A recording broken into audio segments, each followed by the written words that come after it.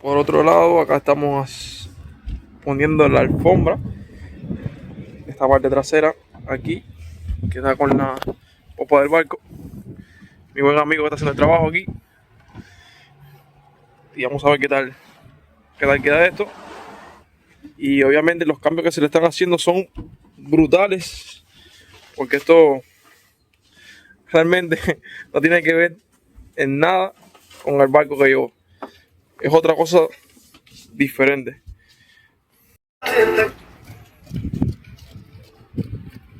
Entonces con la tijera tú emparejas ahí.